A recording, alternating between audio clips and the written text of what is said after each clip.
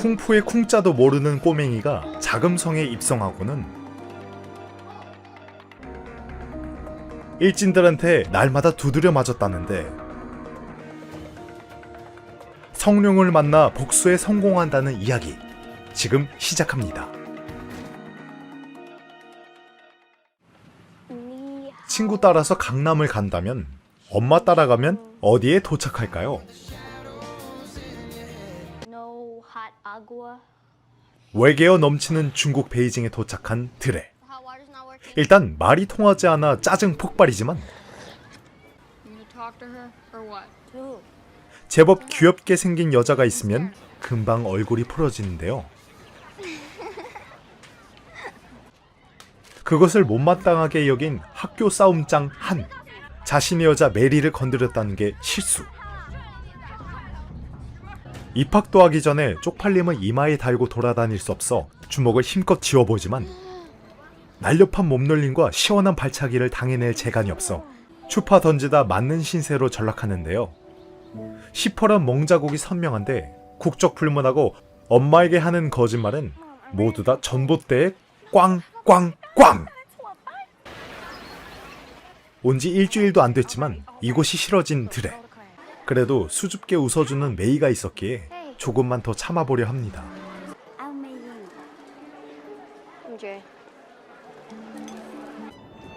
그럴수록 한의 패거리에 눈에 띄고 말죠.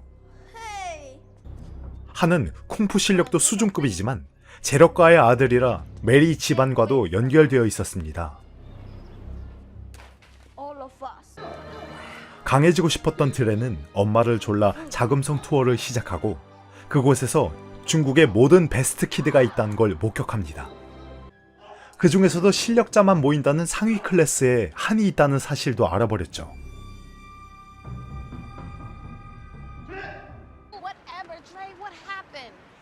이곳이 싫은 이유는 딱 한 가지.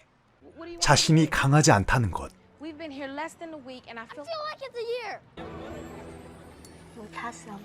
더욱이 남자로서 정말 쪽팔리는 건 좋아하는 여자 앞에서 누군가의 시선에 눈을 깔아야 한다는 것.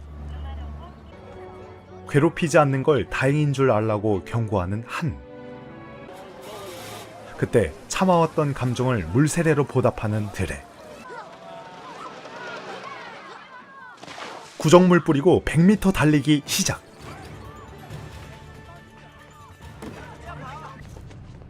붙잡힌 드레는 보복에 보복을 더해 한의 주먹을 방패 없이 받아내야 했습니다.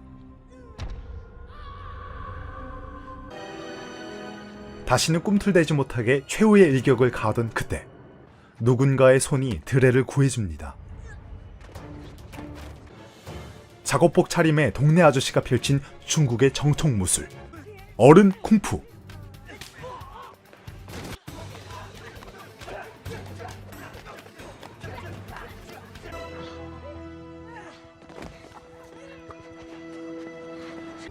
승리를 거둔 아저씨는 알고 보니 드레가 사는 아파트 관리인이라 더 놀라웠고 몸이 괜찮아지자 곧바로 쿵푸를 가르쳐달라는 드레. 그건 공격이 아닌 평화를 위한 기술이라 완강히 거부하지만 그놈들에게 사과만 받을 수 있게 도와달라며 징징 권법 시작.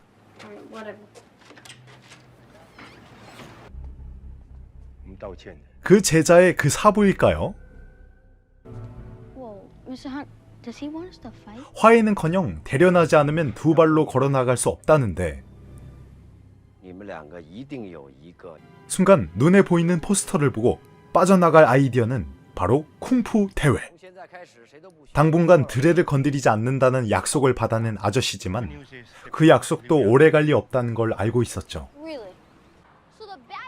몸은 약해도 입은 살아있는 드레. 아저씨는 꼬맹이가 뭘 모른다는 생각에 기본의 기본을 알려주는데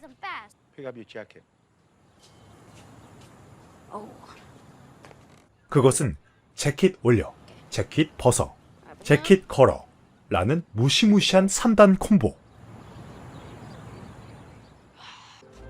한 달여밖에 남지 않은 시간이었지만 고급 동작은 가르치지 않고 계속 재킷 3단 콤보만 시키는데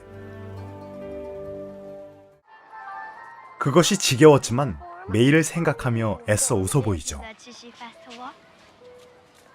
연습하기도 바쁜데 데이트할 시간은 있었고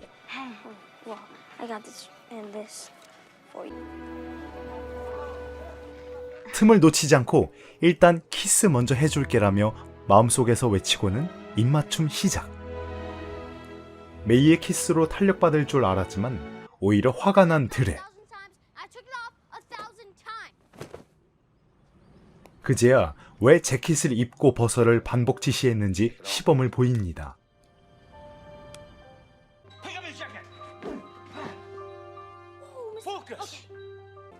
옷을 입고 벗을 때의 모든 동작이 쿵푸와 연결되어 있었죠. Kung-fu lives in everything we do, Xiaozhui. Everything is Kung-fu. You okay? My audition is tomorrow at 6. First of all, I'm gonna 한편 be with 오디션을 앞두고 잠깐이라도 좋으니 만나고 싶다는 메이.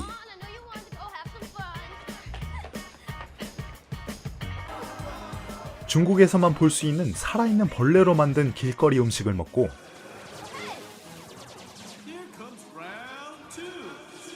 또 후진 펌프에서만 날아올 수 있는 메이의 섹시 댄스까지 보는 황홀함.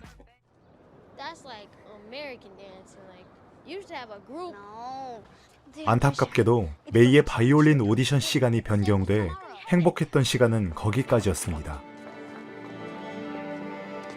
잠시 뒤 오디션장에 몰래 잠입한 드레는 메이가 켜는 바이올린에 맴짓당하고 마는데요.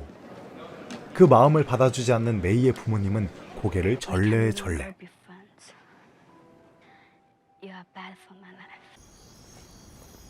상처받은 드레는 아저씨를 찾아가 보지만 멀쩡한 자동차를 부수고 있는 모습에 흠칫 놀랍니다.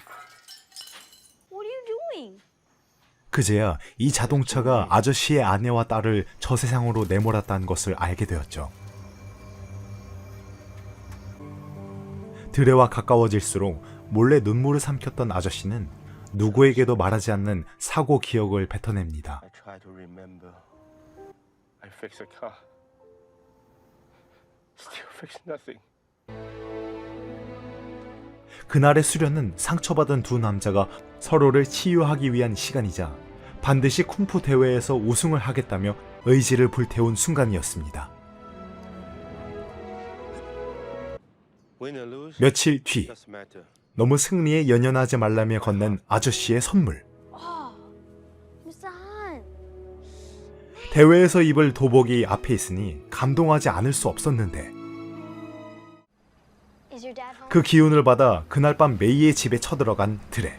이즈 당당히 좋은 친구로 남게 해달라는 말에 청청왜? 아버지는 아침 드라마의 미소로 대답해줍니다. 사랑과 일, 두 마리 토끼를 모두 잡은 드레는 이제 대회에서 갈고 닦은 실력만 뽐내면 되는데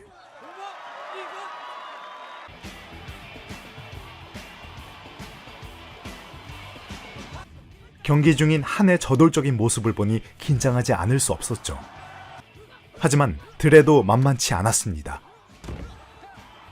첫 경기는 긴장한 탓에 고전했지만 16강부터는 손과 발이 자유자재로 움직였고 8강부터는 사보의 실력에 버금가는 손놀림으로 상대를 제압하며 당당히 준결승에 올라섭니다.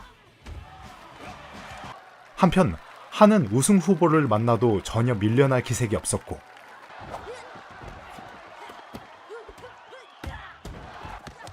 오히려 무자비한 일격으로 결승에 선착합니다.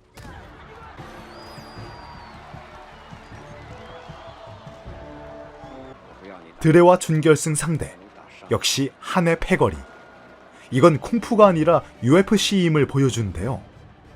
절대 자비를 베풀지 말라는 감독의 지시에 따라 드레의 왼쪽 무릎을 팔꿈치로 찍어 누릅니다. 상대는 실격으로 물러났지만 드레는 거동조차 하기 힘든 상황. 과연 드레는 고난을 딛고 승리를 거둘 수 있을까요? 이기든 지든 정통 쿵푸가 무엇인지 한에게 가르쳐주고 싶다는 드레.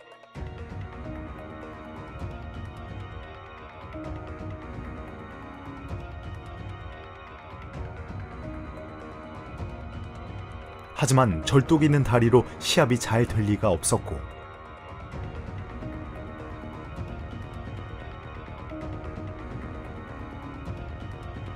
그 사보의 그 제자는 드레가 다친 왼쪽 무릎을 계속해서 가격하는 중이라 필살기인 학다리 자세로 일격을 준비합니다.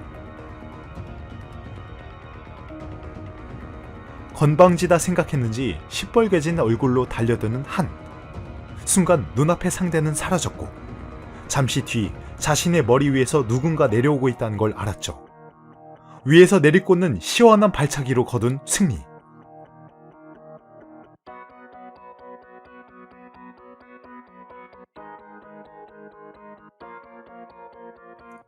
아저씨 또한 눈시울이 붉어지며 가슴팍을 움켜쥐고는 용서를 구하러 온 한의 패거리도 용서해 주었습니다.